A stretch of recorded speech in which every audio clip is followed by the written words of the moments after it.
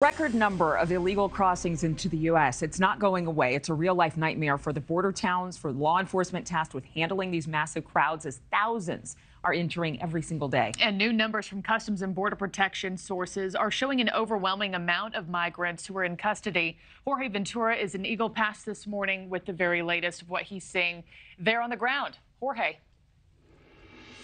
Good morning, Markie. Well, federal and state officials here on the Eagle Pass border continue to be overwhelmed by the record number of illegal crossings. As you can clearly see right behind me, thousands of migrants still awaiting to be processed here at the overflow area on the Eagle Pass border. Now, NewsNation was on the ground on the Mexican side in Piedras Negras and noticed an increased number of Mexican military and state police on the border at certain crossing point areas in attempts to deter and block migrants from crossing into the U.S. But we were able to find a major crossing point on the Piedras Negras border with no presence from Mexican authorities. As soon as we arrived, we witnessed a group of over 500 migrants crossing the Rio Grande and through the Concertina wire and onto American soil. At one point, a Venezuelan migrant can be seen holding a 2-month baby as he crossed the Rio Grande. Mexican officials confirming to NewsNation that thousands are en route to Piedras Negras and some are even walking more than 24 hours after being removed from freight trains by Mexican authorities.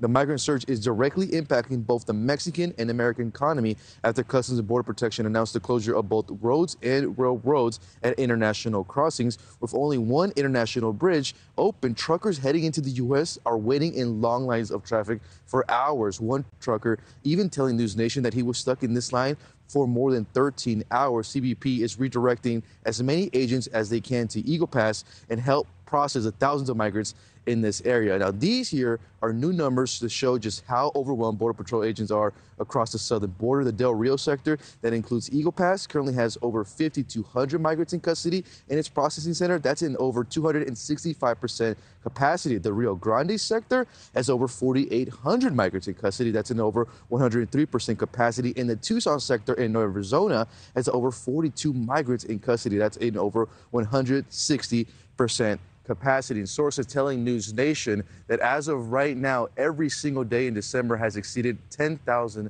illegal crossings and over 190 crossings so far total this month. And you can clearly see the situation continues to actually get worse with more migrants trickling in. And this is despite even efforts by Mexican authorities to stem the flow of migrants. But huge groups continue to come. Majority of the migrants that we are seeing and interacting with are from Venezuela, many of them traveling on freight trains as far as from Monterrey, Mexico, all the way to Piedras Negras and arriving here in Eagle Pass in record numbers. Adrienne and Markie. Jorge, real quick question for you.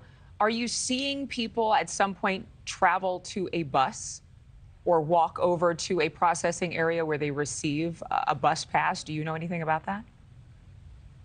No, so all the migrants that you've seen are crossing into Eagle Pass. This is where they'll be held and processed. Now, many of them are waiting hours, some of them waiting for more than a day or two. And like I said, yesterday we were spending time on the Mexican side, and we just continue to see big group after big group come in. So, I mean, like I said, this is just continues to actually get worse. We haven't even seen it slow down at all. And our sources in Mexico, and we were even speaking with Mexican officials, say even thousands more are continuing to be on the way to Eagle Pass. But they're not going to stay there. They're going to have to move them somewhere. I think that's what I'm trying to point to, is that they're going to be on a plane or on a bus at some time really soon.